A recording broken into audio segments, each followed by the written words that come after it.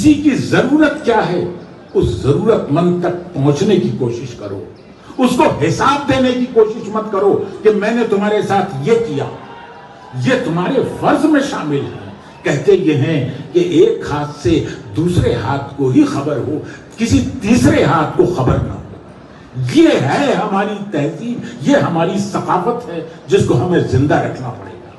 اور اگر آزادی کا جشن ہم منا رہے ہیں تو یہ یاد رکھنا پڑے گا بغیر احترام کے ایک دوسرے کے کوئی آزادی نہیں ہے.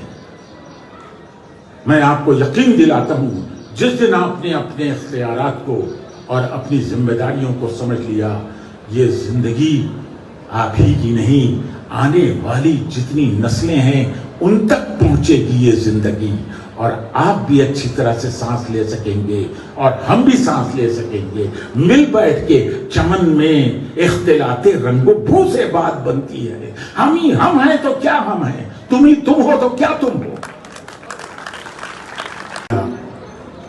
اور اسی صورت جو ہم پر ظلم کر رہے تھے انہیں اس ملک کو چھوڑنا پڑا. آپ جانتے ہیں بڑے سارے خواب تھے, ان کے خواب تھے کہ جنہوں نے آزادی کے بعد ایک نئے ہندوستان کو پھلتے پھولتے دیکھنے کا خواب دیکھا تھا. اور یہ خواب وہ تھا کہ جس کے اندر کچھ ذمہ داریاں تھیں, کچھ اختیارات تھے.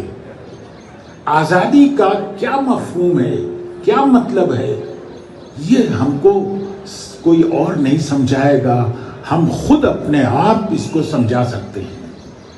کہیں پر اختیار ہے اور کہیں ذمہ داری. یہ دو ستون ہیں, انہی کے اوپر آزادی منحصر ہے. اب تشدد کا خون نہیں تھا,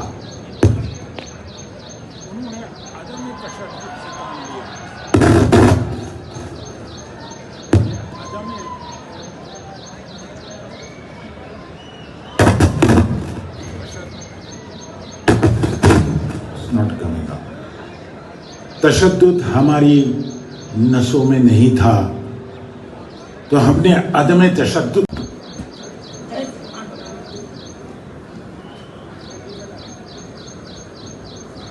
سعدیہ لینس کارپورل.